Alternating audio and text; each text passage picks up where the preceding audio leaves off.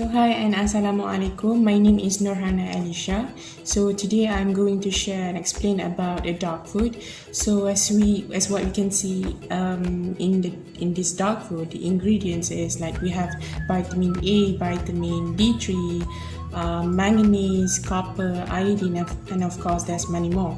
But what I am going to explain in detail in this video is more about iodine.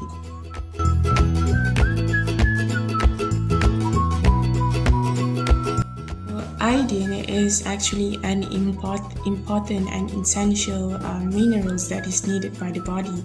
So the main thing is like one and only function of iodine is to actually help in producing thyroid hormones. And like to be clear, this iodine is needed by the thyroid glands to produce thyroid hormones. And there are two types of thyroid hormones. One is T3, the triiodothyronine, and T4, the thyroxine. So actually these two hormones are the ones that are important, like for example the thyroxine hormone, they plays a vital role in like maybe controlling the body's metabolic rate, helps in heart and digestive function, brain and development function, and this actually also applies to the T3, the hormone T3 as well, that also helps in the maintenance of the bones.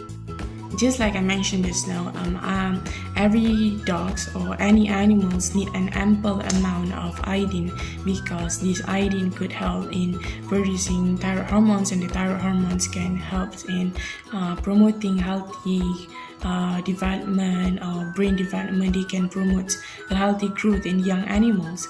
But however, when there are too much of iodine in the body, the thyroid gland will keep producing thyroid hormones because they have a continuous supply of iodine, so they will just keep making it and producing the thyroid hormones, and this state or this activity will eventually cause the thyroid glands to become overactive, and this is what we call hypothyroidism.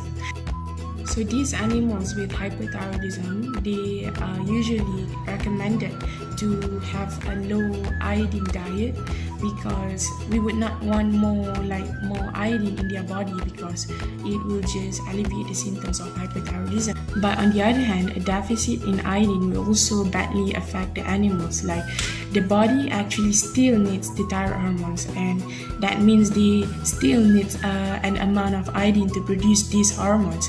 So when there are lack or when there are too little of iodine in their body, these thyroid glands will actually they will work harder to produce the hormones, and this when they overwork, they work harder to produce these hormones, the glands will actually experience inflammation and enlargement, or we usually call goiter. In this case, maybe supplying iodine in the form of supplement or diets that are full with iodine could be a good choice to treat animals with deficiency of iodine. But actually, for dogs specifically, there are not too much cases of dogs that experience with deficit of iodine, because most of the dog food in the market, they actually contain 3 to 5 times the minimum requirements for iodine. So I think that's all I want to share. Thank you very much.